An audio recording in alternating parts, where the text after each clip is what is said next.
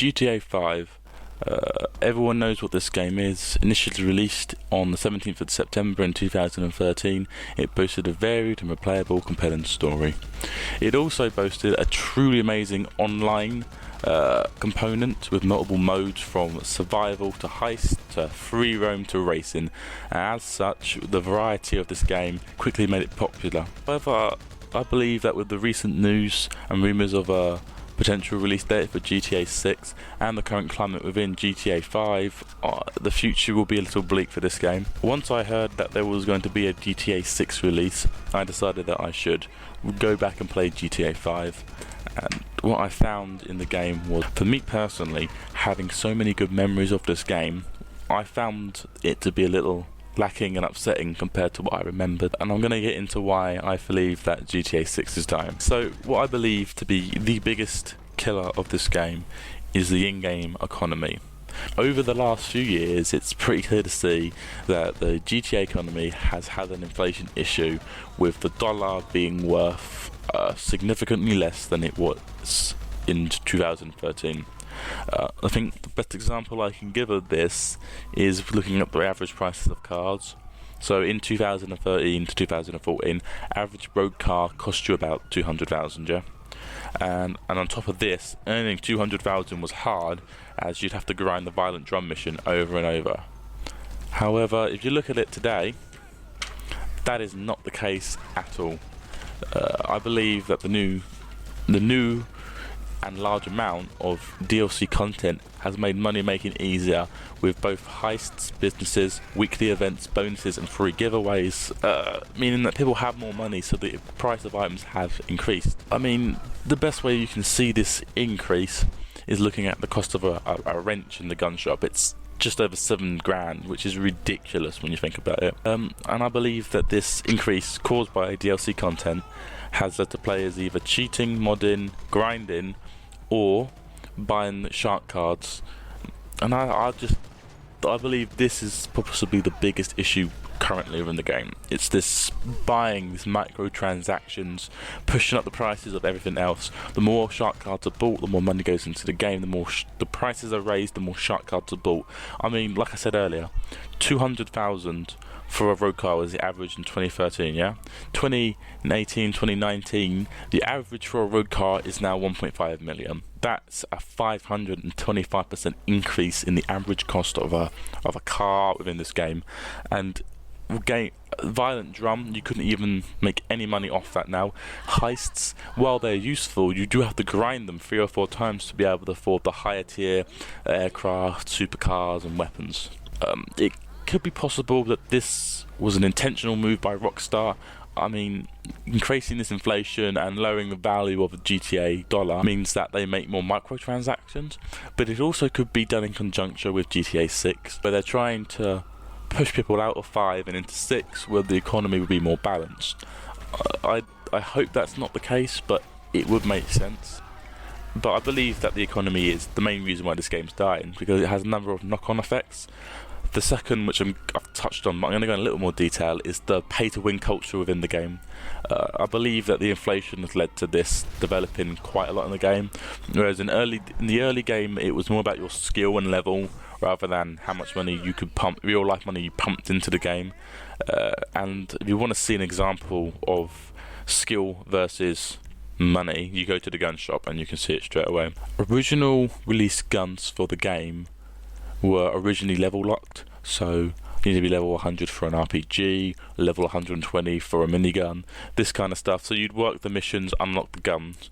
However, the DLC content has allowed the purchase of weapons which are identical to the minigun, to the rocket launcher, but they're cheaper and they're not level locked. Best example, Gatling laser gun and the homing rocket launcher. You could buy these at level 1 if you have the money, which you could easily grind by doing a heist with a higher level friend, or even a shark card. Again, you could use a shark card, buy it straight off the bat. And I think this leads to grinders and high levels who don't buy the shark cards, who spend their time and effort to unlock these weapons, being griefed by the lower levels who just buy them because they have real life money over in-game currency. And then I believe this griefing caused by these players is causing a lot of people to leave the game, and because they've been griefed, and others who can't deal with the griefing but can't afford the microtransactions also leave the game. I mean, maybe if they level restrict the DLC content, I don't know, make the Gatling laser gun level 120 like the normal minigun. That way there's more incentive for you to work for your money than buy the money, which would mean the skill concept comes back into the game. So if somebody has a minigun, you know they're high leveled and they're skilled.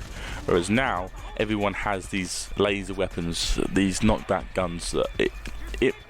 It's like I said, I've said it already. I just feel that it's putting money over skill, which I don't enjoy.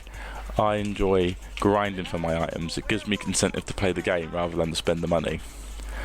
But again, and then I think probably leading off from this quite nicely is the griefer problem within the game. Griefers, trolls, arseholes, call them what you will. I sometimes call them entitled little shits. It's really up to you what you call them. But this GTA has always had trolls and griefers. Even from the beginning, people would blow up your car, steal your money, you know. It's not a new thing to this game, but I think the number of them appearing in the game now is new to the game. Again, I think it's all due to the inflation of the economy and the pay to win. You can buy an oppressor and a Gatling laser if you buy a Megalodon card. Equally, there's even a promotion this week that's adding 150% to the game. Increased purchase on the card. So if you buy a Megalodon card, I believe it's something like 13 million. You can easily buy all of the higher tier weapons and cards as a lower level if you bought this. And I think this, and I know I'm not alone saying this, but this oppressor scourge and these Gatling laser scourges within the game are leading to spawn kills, random kills, business attacks, random assaults where you're chased across the map. I believe it's this whole own issue within the game that it's just putting people off playing it. If you don't, being spawn killed 5 or 6 times loses its charm. And by spawn kill, I don't mean respawning, I also mean coming out of a building, coming through any loading screen outside. You can have somebody sitting on an oppressor with a rocket locked on you just to kill you the moment you come outside. I believe that this is pushing people out of the game. And I know, I don't know this, but I am pretty sure by like 95% that I'm not the only one who feels like this, and that the game has developed to the point where buying shark cards is really the only way to stay on top. If you have the skill and the level, you can fight off an oppressor, but if you're starting a new character, level 1, you've got no guns and an oppressor has spawn killed you 6 times, you're not going to want to play the game. So as a side effect of the griefers is, I think, a lower amount of new players coming in. I think old players are logging back in while we're in lockdown to play the game, but overall there's a lack of new blood, which in itself will kill the game if the griefers don't stop griefing. I know I said people are returning, but I know that if you do return to the game, it's also an incredible learning curve. Like, I think the last time I properly played this game, the biker DLC had just been unlocked, and I'd done that a little bit. I came back on, I was immediately spawn killed by an oppressor, and then I quit. And then when I came back on again, Gatling guns, I didn't even know the knockback pistol existed, and upon playing and being absolutely decimated by one, I rage quit, because it's just such difference every time you log in. There's so many more ways to be trolled, it's ridiculous. But I feel like I must dive into another aspect of the game. It's not just the economy that's ruining it. Possibly, I believe Rockstar are behind the economy, and I believe they're behind my next issue I'm going to discuss, which is the lasting issues they're not fixing within the game. Best example of this that I can give you is lobbies. They've always been buggy and had a myriad of issues since online was released, but possibly the most noticeable ones was the connectivity. Sometimes you'd be playing with people and everyone would leave the session, you couldn't join your friend's session, you'd time out, you'd crash.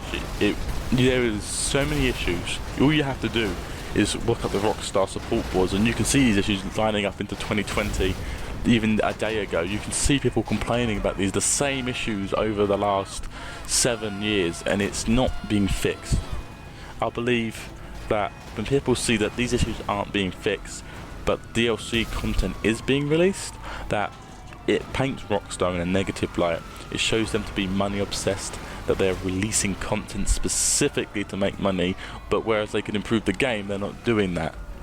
And I believe that, and I know that, will be pushing people away, because if you feel like you're being milked for money by your game, you are less likely to want to play the game overall.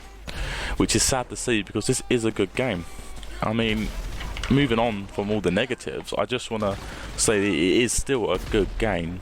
Despite the lobbies, despite the economy, despite the griefers, the new content is being added to the game. Considering its age, that's a pretty amazing thing to be seeing. I mean, if you want to avoid the griefers, free mode is not the mode. While fun, there are other modes you can play, and they're constantly being updated. Best example of this is the new missions and heists, like casino heists and the jail missions.